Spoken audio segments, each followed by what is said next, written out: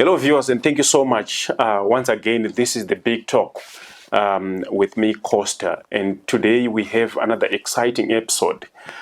We are speaking to a renowned journalist, Dara B. Blessed Mhlanga.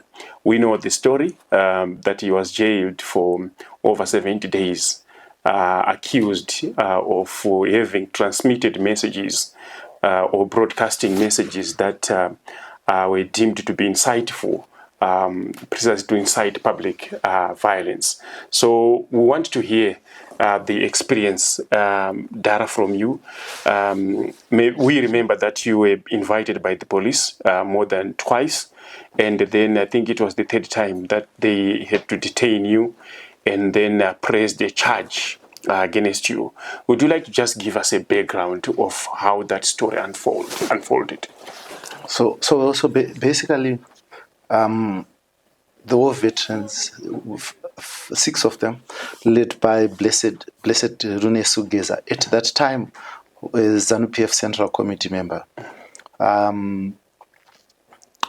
held a press conference which was duly covered by Heart and Soul TV and radio and transmitted on HSTV platform, YouTube.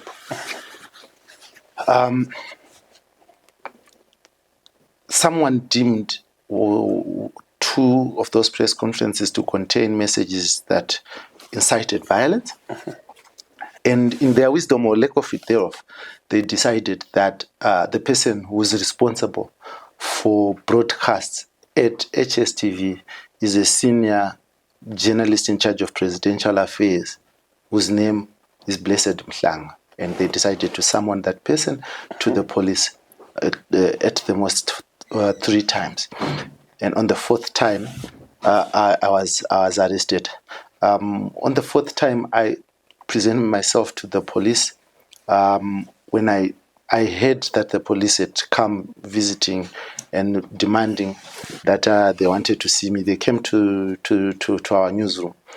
I was in Zambia. I was supposed to stay in Zambia for at least 2 weeks, right?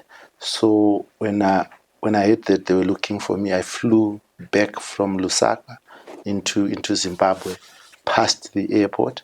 And fortunately or unfortunately, no one was looking for me there. I called Assistant Police Commissioner Ponyati and told him that, you know what, I've heard that the police were looking for me, and Monday 9 I will present myself with my lawyer. On the Monday of it was on the 24th, I presented myself to the police without my lawyer, because when I tried to call my lawyer, Chris Mike, his phone was not reachable. But because I'm a man of my word, I had told them that I'm going to be there. I arrived at the police station at 8:30. My lawyer arrived around 10. After I had sat down with them, had conversations with them. Right? Their chief issue was they wanted to know who was responsible for broadcasting. And I couldn't answer that question because they had arrested me as Blessed Mhlanga, not as a representative of HSTV. So okay. I can't discuss, I have no authority to discuss policy issues of HSTV unless a board meeting sits down and mandates me to represent HSTV. At that particular time, and even at this material time, there's no such board meeting authorizing me to be a spokesperson of the organization. I am an employee of HSTV. So I was then detained, charged, taken to court, and I had prepared for this. I knew, because, this is not the first time such things have happened. Let's go a little bit back. I remember there was an incident here when the police was still looking for you, that there were some men who stormed the newsroom. What exactly happened? So at that particular time I was in Chinhoyi. I'd come to the office, then left and went to Chinhoyi for work. Then I was called that there were 3 men who had come in armed with guns, and they were looking for me. And it was bizarre because the first time they called me on my phone, and I went there. They could have simply called me again. But they decided to come here with a show of force and gun. Fortunately, they found me out of the office, right? Because perhaps my thinking is that they wanted to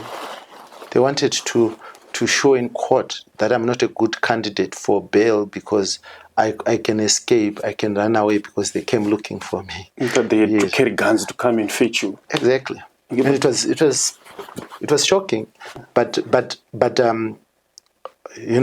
we have heard these stories. But with these people confirmed to be police officers. Yes. I mean, we know them. We know they are police officers. They were confirmed, and I mean, we're journalists. When we work, we see police officers. Even when I go to report, I report. By the way, every Friday I go to report to the police, law and order. I see them, right? Because when they were here, we're journalists. Pictures were taken. We have CCTV footage, cameras in this place, because this is a newsroom. This is a security area because we broadcast here. We don't want people coming in here to broadcast, unlawfully. So we need to keep track. So when they walked in, we have CCTV footage and stuff like that. Yeah, we just didn't release it because it wasn't necessary for us to do that. But yeah. But beyond just maybe creating a scenario as you understood it, what could have been a reason? Maybe perhaps they came here with guns because they wanted to portray as if you are not a good candidate for bail. But what could have been another reason beyond that assumption? Maybe they walk around with guns. Or they view you naturally as a criminal? No, maybe because they are police officers. Probably they just walk around with guns. I think. Yeah. Okay. No. That was. I mean, applying a reasonable mind.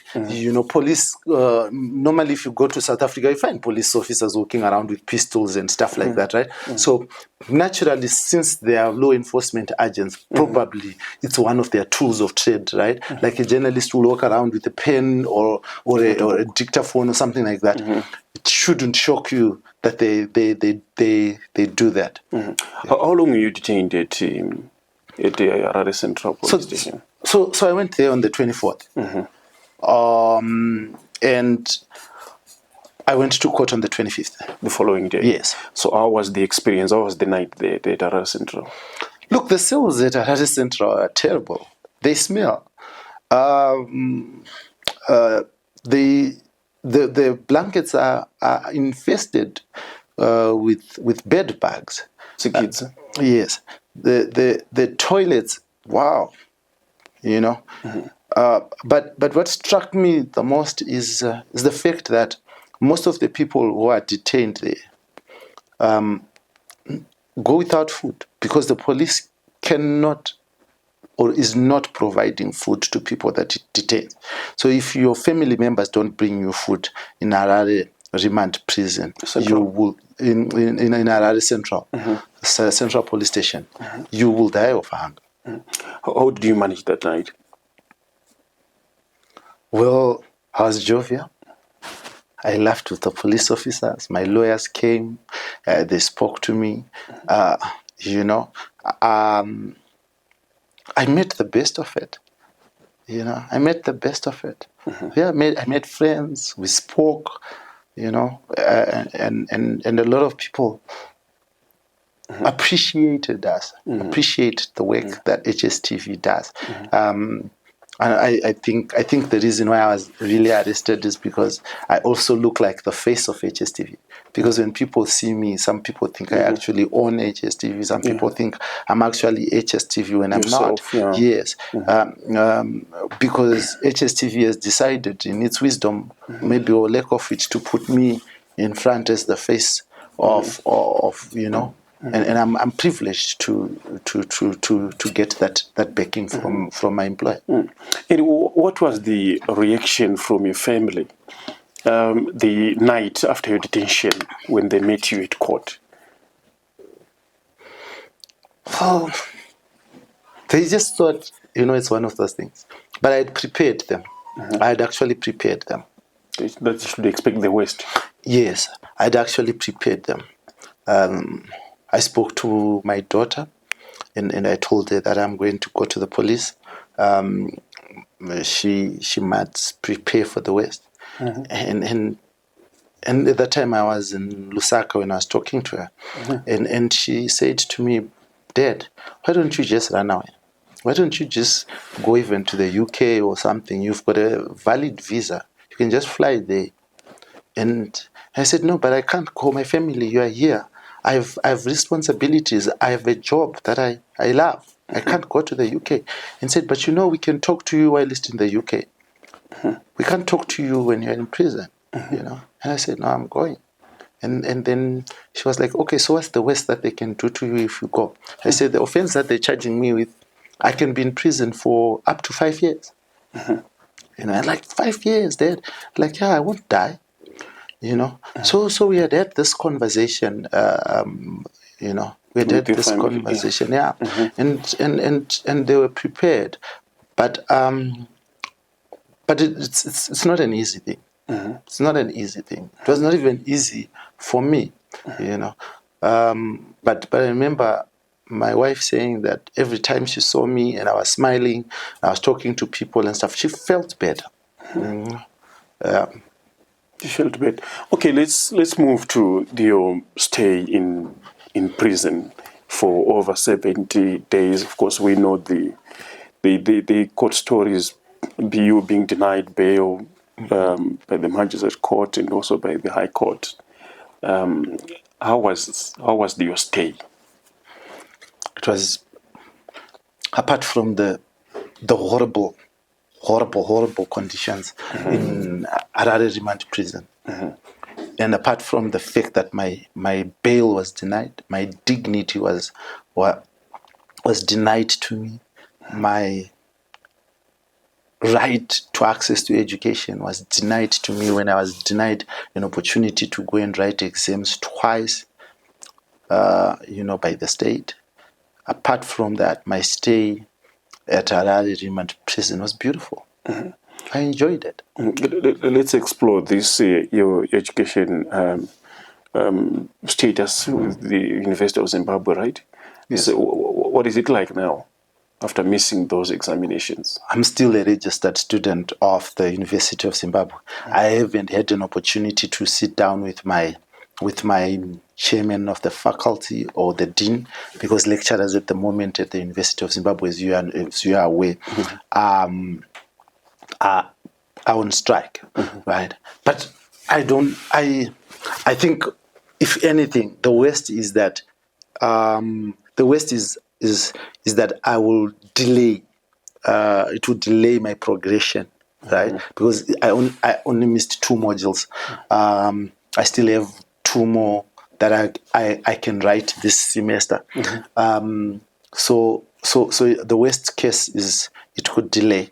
The better case is that the faculty can allow me to write supplementary exams, because it's still within the same semester, right? Because the difference now is that the University of Zimbabwe now does what they call modular learning. So after every 3 weeks you write an exam, you do a module, you write an exam, you do a module, you write exam within the same semester. So I'm praying that I could be given that opportunity. But if I don't, there are people who have written these exams in the past and they failed. Right, and they carry them to the next semester, and they write. Even the next year. Even next year, yeah. So I can basically do that. I can just count myself as if I had failed, and I'll write. Yeah. Confirm you, this is just the first year, right? Yes, first year part 2. First year part 2. Yes. And how prophetic it is that you've enrolled for law, and you immediately then get into this experience of being like rightly facing how the law can be used to violate your rights. So the very, I mean, the most amazing thing, my brother, is that it's not just prophetic, but the coincidence was just too much. I was put in a criminal justice system. At the time, I was studying criminal law and criminology. Right? At the time, where the core essence of my study centered on the Criminal Codification Act, right? I had an opportunity to do a practical, right? To do a practical, a real practical, because I sat there. My lecturer, Dr. Tsob, I then met him when I got out, but I sat there getting notes from colleagues at the university, especially Raymond. Raymond is the president of the law faculty at the University of Zimbabwe, and we are in the same stream. So he provided me with notes, also provided me with reading material. And as I sat in there and I read, as I sat in there, prosecutors arguing for my stay in remand prison and my lawyers defending, right? And I was reading the law on these particular issues, right? And I was looking at the defenses available, because this is what you do when you study criminal law and criminology. You look at the defenses available. You look at the at the essential elements that are supposed to be proved so that the conviction can be secured. And you also look at how, as a defense, you understand those essential elements and see how they must not be proved so that your client is released from prison. And when all these things were happening, I was relating to them in the actual study, to the extent that my second bail application on changed circumstances, most of it was written by me and augmenting my lawyer. Specifically, I argued a constitutional case to my lawyer, and I said, look, all the time we go to court, we are arguing Section 50 of the Constitution, Section 50 of the Constitution, that everyone has a right to bail upon arrest, right? That right is automatic. You have a right to bail. The moment that you appear in court, you have a right to bail. That right to bail can only be taken away if the state proves that there are essential elements. I mean, there are compelling reasons to deny you bail. Right. But this is not what's happening in our criminal justice system. Our criminal justice system wants an accused person to apply for bail. You don't have to apply for bail. It is the state that has to apply to deny you bail, because the Constitution says you have a right to bail. It's given to the Constitution, right? This is now constitutional law that I'm talking to you about, which is also another module that I was doing at that particular time. But again, there is a section 50, subsection 6 of the Constitution. It says, if you are not brought to trial within a reasonable time whilst you're in detention, you must be released. This is what it says. You must be released. Right? Does it specify the period? It says within a reasonable time. Now, applying the reasonable time, the court now must pronounce itself on what is deemed a reasonable time. Okay. Yeah. But in applying my mind clearly, in applying my mind to the law and using certain elements of the law that I've studied, interpretation of statutes, a reasonable time must be time that does not equate to you serving a prison sentence before you are actually convicted. So there's prison sentences that are 2 months long in this country. There's prison sentences that are 5 months. If you are going to be staying in prison, particularly for a matter where there's an option of a fine, for a period of 3 months before you are brought to trial, surely that is not a reasonable time. reasonable time must be such that you are not being punished for a crime that you have not yet been convicted for. And in also looking at the matter that is before, the police, in adducing evidence to have me denied bail, they had reasons that they put before the court. And one of the reasons was that I can interfere with state witnesses. And they said the state witnesses, there were 10 of them, all at HSTV, right? How much time do you need to interview people, 10, who are, in the same place? You're not hunting for them. They're not on the run, right? And the crime is of transmitting a video, right? And the video is there. It has not been removed. It's there, the video that they allege. It's there on the YouTube channel of HSTV, right? It's there. How on earth do you need 3 months to investigate that before you bring someone to trial? So to me, that was not reasonable time. So you felt that you were just being punished? I didn't feel that I was being punished. I was punished. Okay. I spent 3 months, almost 3 months, 73 days in prison without a conviction. That is punishment. Without a trial? Without conviction. Okay, let's look at you wrote some letters that were often being, of course, given to the press and to the public and so forth. And we still want to look at what inspired you to pursue law and your language. That I think it captured a lot of the essence of the violations of your rights and how you talked about you being a very resilient and determined in that journalism is not a crime in this country. So we would want you to maybe shed light on what was really inspiring you to come up with all that messaging in your letters. Life. Simple answer to your question is life inspired me. Look, I joined journalism to tell a story. To tell stories that touch people, that talk to people. It's in my blood. Unscripted. Without AI. Those words came from me. Right? And I communicated them to my lawyers. Right?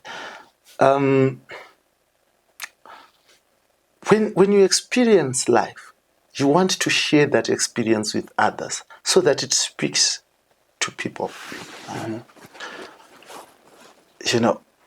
And a man who winks in the dark will never get the girl. Because the girl can't see that you're winking at her. So I was inspired to tell the story, my brother, because someone needs to know. Someone needs to know. They need to understand the conditions in that place, how it hurts being there. If someone wants to commit crime, he must stop committing crime. But also, I wanted the young journalist who's studying at Harare Polytechnic, one of the finest journalists come from Harare Polytechnic, who come from Great Zimbabwe University, from the UZ, from the Midlands State University. Those are spaces, and COSA, those are spaces that most of us here or personally I've had relations with in terms of training in their intent. I wanted them to understand that you can break bonds but not the spirit. You can break bonds but not the spirit. If you are born to do something, you will do it. And even if I am imprisoned, Costa, someone else will come and sit in this chair and do the work that we do. You were there. You still did what you were supposed to do. You know? So arresting people and putting them in jail is not a way of sending a message. Yeah. What was really coming out from your letters was that the passion you were so passionate about, you being a journalist. So some people think I'm too emotional. You know, when I do interviews, people say this guy is just too emotional. I'm passionate about what I do. You know, I sit there and feel my blood running when I do the work that I do. You understand, Costa? I love this. I absolutely love this. I totally love what I do. If you take that away from me, you have taken the essence of who I am. I can't imagine myself doing anything. So I decided to do law because law and journalism are just basically, almost in my view, one and the same thing. We spend years and years of our journalism studying law without knowing it, right? Because if you're going to ask a journalist to write about a human rights story, they have to understand the Constitution. Exactly. They have to understand sections of the law to be able to come up with a story that makes sense. Right? We studied this, but we just don't have certificates for it. Yeah. So what kind of data are we going to see? Data in journalism or data in law in the near future? I think you have to find out. Okay. Because I also don't even know. Experiences shape people. Okay.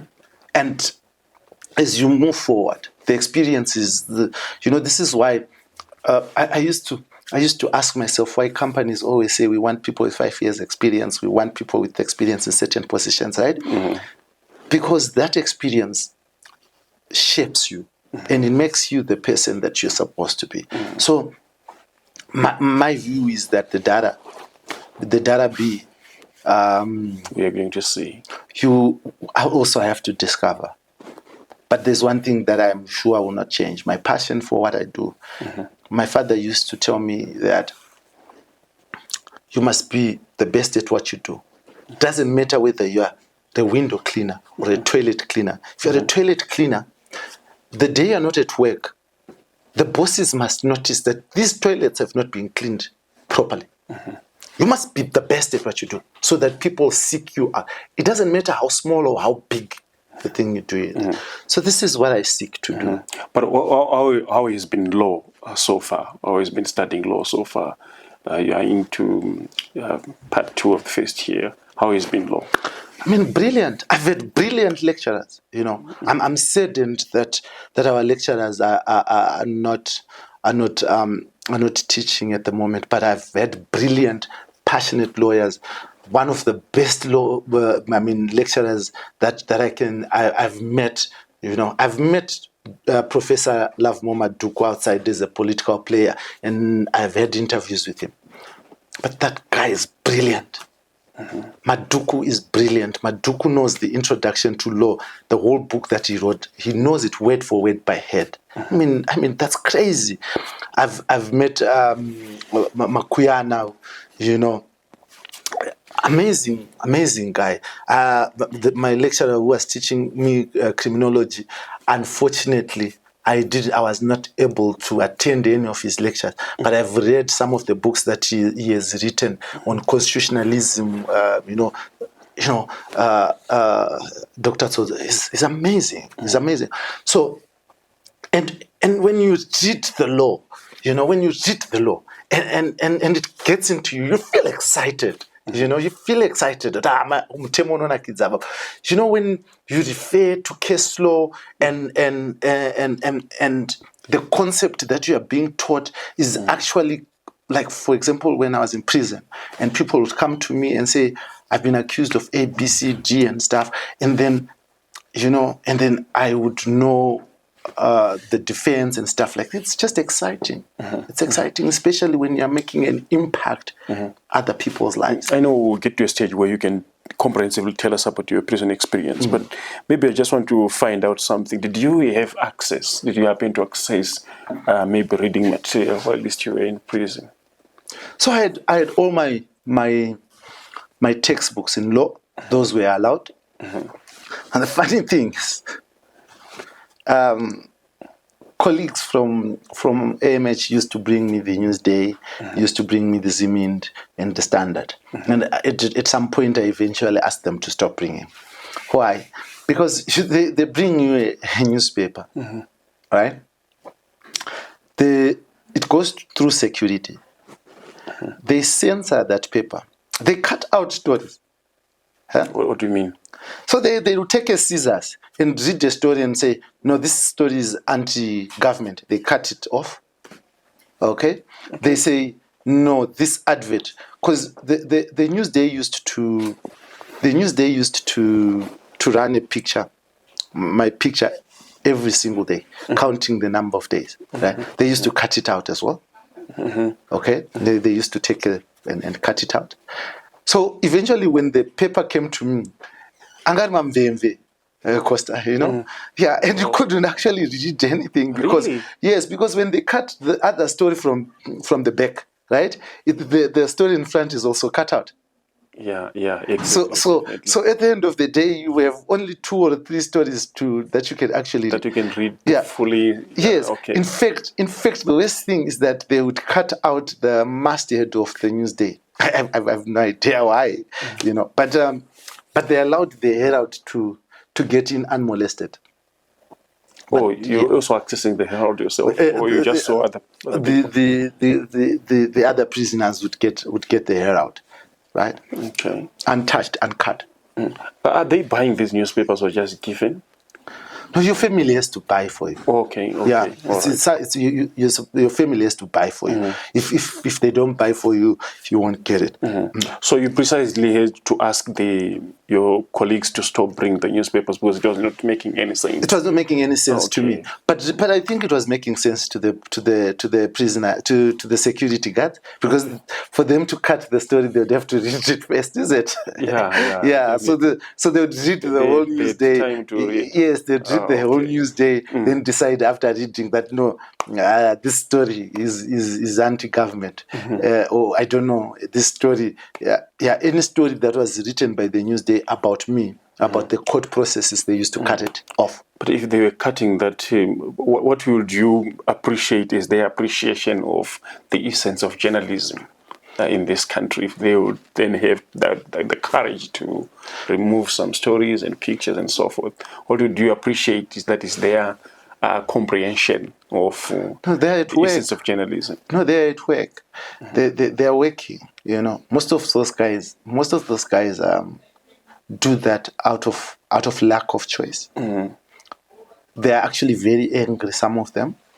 You look at the shoes that they wear, you look at the salaries that they earn, you look at the resources that they are actually given to do the work that they're doing. It's sad. It's actually very, very sad. But then you look at their bosses, director generals and stuff like that. They drive expensive vehicles. There's a huge disparity. There's a massive, massive disparity. They drive big, huge cars. They stay in good houses.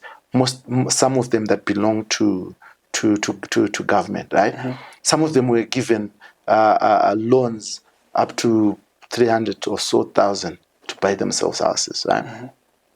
But the guy who keeps the prisoners at remand prison, the Sekuru, the guy who's got that green uniform, who takes care of prisoners every single day, that guy gets nothing. He gets absolutely nothing. He survives on prisoners. With these your observations, or you also happened to have conversations with these people, with these prison guards? You don't need to have conversations with them. But yeah, I did have conversations with them. But you don't need to have conversations with them. You can see for You yourself. can see because the prison bosses visit prison. You will see them parking their cars. You see them getting up. You see the type of phones that they hold. Then you see the type of phones that your general prison guards have. We stay with them in our communities. They are human beings like us. They are poorly paid like us. I'm a journalist. I can tell you certainly that I'm poorly paid. The consolation that I have is I enjoy absolutely what I do. I enjoy absolutely what I do. Let's take this opportunity maybe for you to address something which was coming out on social media and so forth, that the owner of the image, Mr. Trevor Ngobe, and AMH in general, they neglected you they sort of forgot you. They were leaving you languishing in prison. They were cheering you, doing these shows and giving the war veterans space to speak out. But now the trouble is now on your own. They have neglected you. Did you see me as a neglected person, Costa? No, take this opportunity. I'm responding. Yeah. I'm responding. Did you not see Trevor Ncube come to court and sit there? Yeah, I saw it. Did you not see my CEO Kenyas come to court and sit there? Did you not see Tendai, our legal officer, being there every single day? Didn't you see them? Didn't you see them? I'm telling you, my colleagues were bringing newspapers to prison. Whether they were bringing them, I asked them to stop. Didn't you see Trevor posting that he was in Harare Remand prison visiting me? Didn't you see that? Is that neglect? Is that a sign of neglect? Costa, not a single day did I feel neglected. I was loved, Trevor. Not only Costa, sorry. I was loved, not only by Trevor, not only by my colleagues. Kolwani Nyati, my editor-in-chief,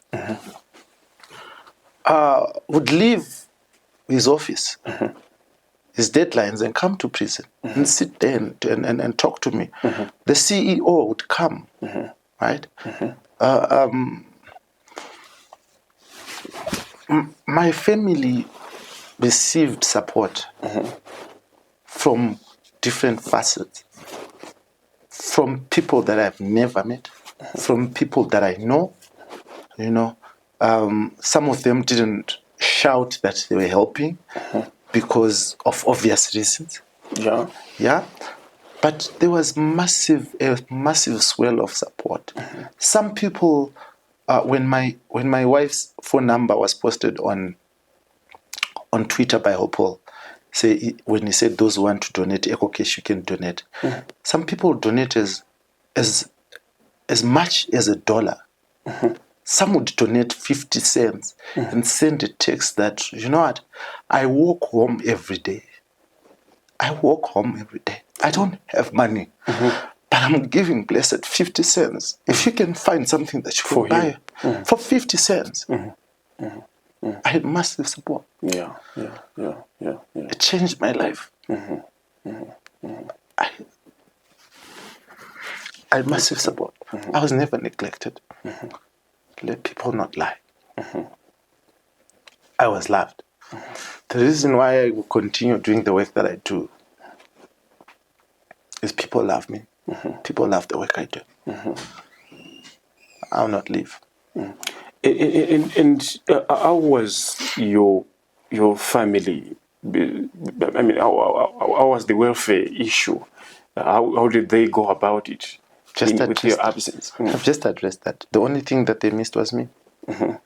My wife used to say, I think we have more food than you've ever bought when you were out. Yeah. But I just can't eat because you're not there. You know? Yeah. I used to tell my wife, just take the kids wherever they want to go. Okay? Go with them. Just make sure they don't miss me that much. But they did miss me. Yeah. Because there are certain things that my wife can't do. You know? Yeah. The way I play with my kids, the way I'm there for them. Yeah. And also because she had to juggle work, coming to see me, attending court. The kids also suffered attention. Yes. Yeah, I want you to then maybe conclude by giving a word of advice to fellow journalists, given the experience that you went through. But maybe before that, you can briefly tell us the horribleness of the Harare Remand prison, like we said in our preamble. Why are you being emotional? No. I'm not being emotional. I want you to calm down. I want you to get this opportunity and maybe just share with us the horrible side part of it. So because I sit on two different boards now, the journalism and law as a law As a student. law student, yes. So I'll talk to the journalists and I'll talk to law students. And what I can tell you, Costa, is that you don't own the platforms that you work for. It's not about you. So when things happen to you, they're not happening to you. They're happening to everyone that has ever followed your work and supported it. Yes. I know there was a time when you went for a prayer, right? You saw the swell of love that people had for you. Sometimes you don't understand the impact of the work that you do until certain instances like that happen. Exactly. Very correct. Yeah. So when you take a bribe, when you fudge facts, when you fail to tell people who trust in you, when you fail to tell them the story that they are supposed to hear so that they make meaningful decisions in their life, you failed. Not you as a journalist, you failed the nation. Failed the profession, even. I don't care about the profession. You failed the nation. I care about the people. I care about the people. So if you care about the people, you make the profession noble. You make it noble. Right? So don't be scared to do your work. Because at the end, the center of defense for journalism is it was factual and people deserved to hear it. Right? All the years of training boils down to one thing: how you save this nation, how you save the people. That's what it boils. For me, might mean other things to other people, but for me, right? How do you sit down, Costa, and say you are discontinuing the show that you're doing with me right now? When every other week there are people who are standing in queue waiting to hear from you so that they can make decisions that push this nation forward. Because you've been arrested, because you've been threatened, because you've been given a brown envelope. We can't do that. We can't afford that. Right? I turn to law students and lawyers in general. People who are in remand prison, people who go to prison, they depend on the services of lawyers to get justice. Yeah. Sometimes some lawyers neglect their duty, which is unprofessional and unethical, or they don't do it to the best of their ability. And at the end of the day, it costs someone's freedom. It costs a whole family, a breadwinner, a father, a sister, a mother. If you get into that profession, get in it for the right reasons. Be a lawyer to plead the law. Be a lawyer who will make sure that if they get a client, they serve them to the best of their ability. Because remand prison is not a place for people to stay. We must uphold the ethics of the legal profession to the best of our ability and serve the clients after being paid for those services the best of our ability. But sometimes, even without being paid, we must be able to just plead the law. You know? Just for clarity purposes, this is not in reference to your lawyers, right? No, absolutely not. Absolutely not. Absolutely not. My lawyers were brilliant, but I met people who were neglected. Someone says I paid a lawyer. That lawyer didn't even come. Right? Someone pays a lawyer. You know, the lawyer just comes to court without even having a conference with their client to understand the matter. They just take the papers and then they think that they can start pleading someone's case without hearing from them, without sharing the defense, the strategy with your client. Right?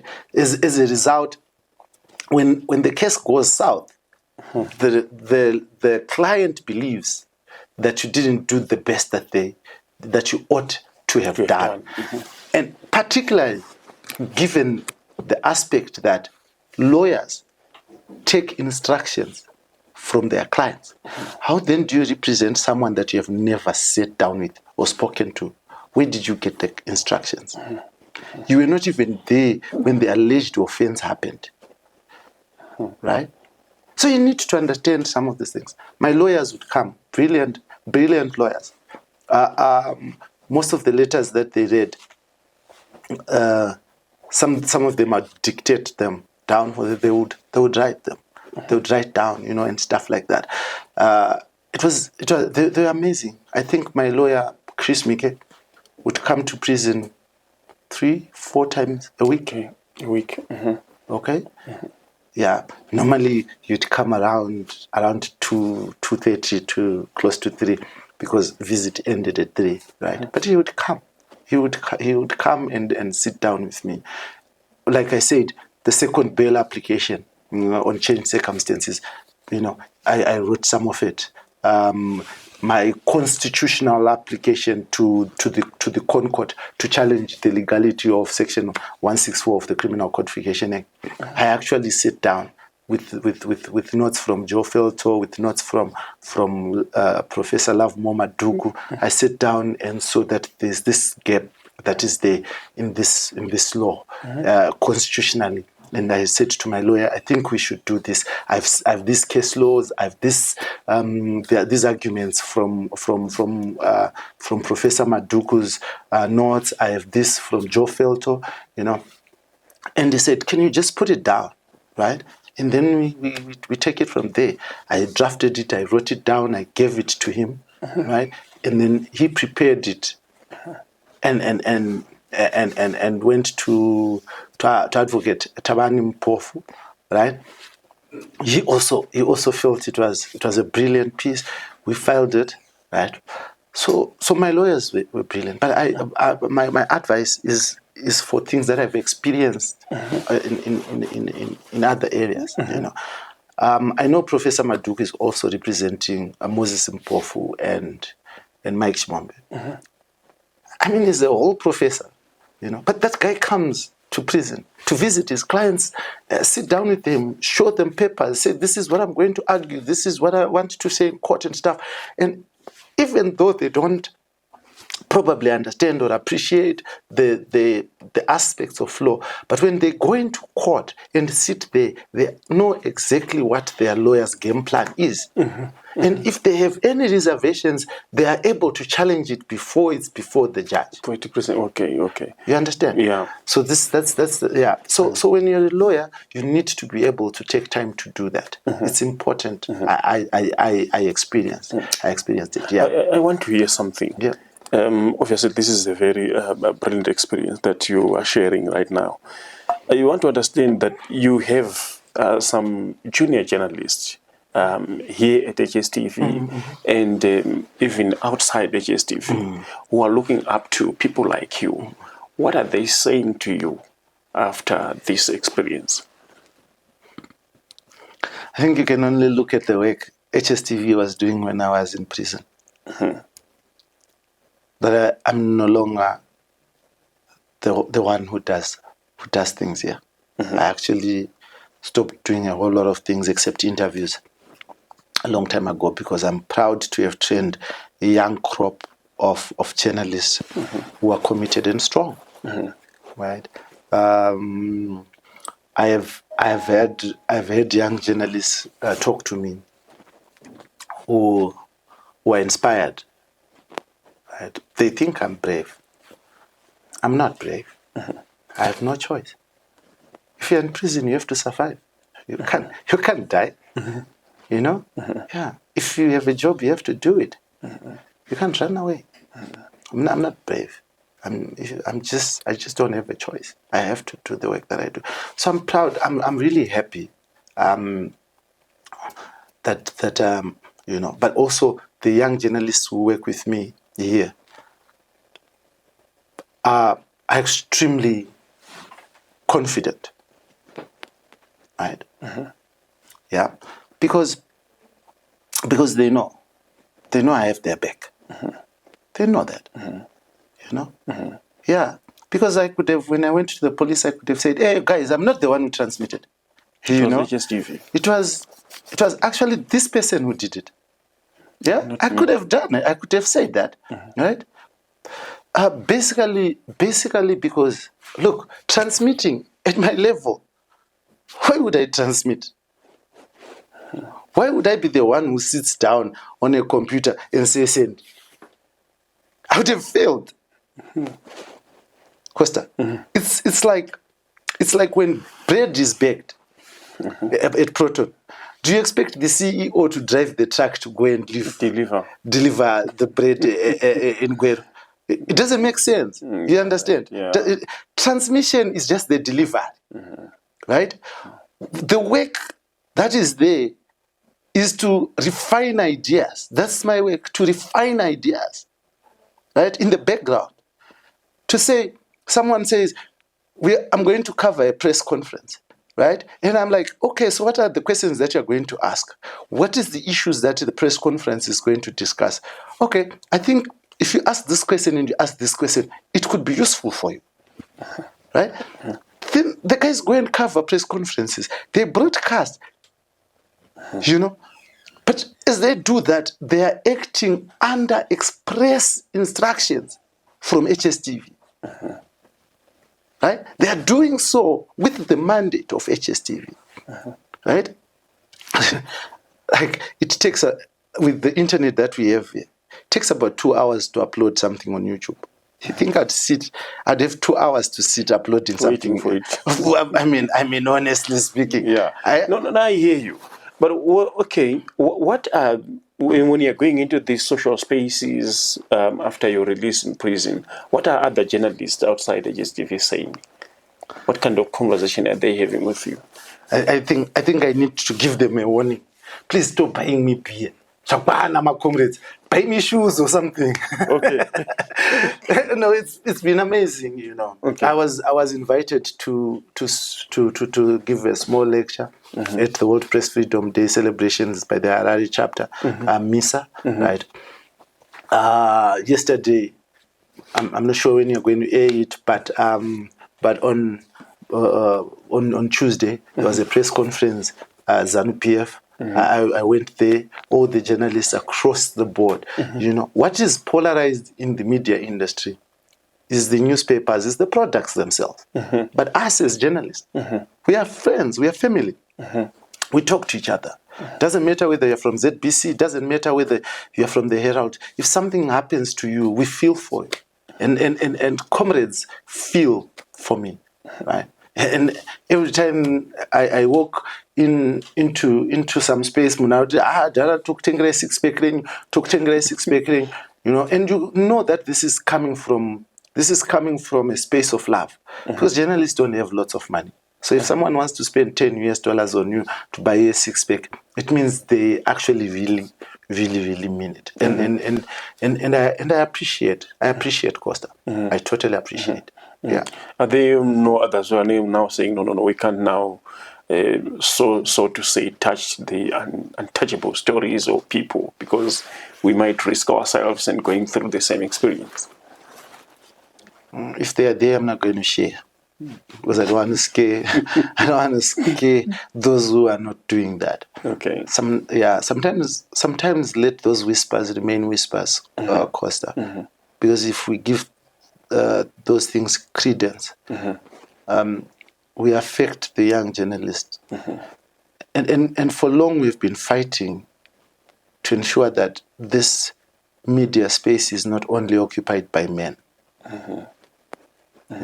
We also want young women to see a future in journalism. It's not our business to scare them, because there's nothing to be afraid of. Yes, and your parting shots to our viewers who have been watching this show. Look, I just want to thank you so much for the love that you have shown us as a profession and me as an individual in particular.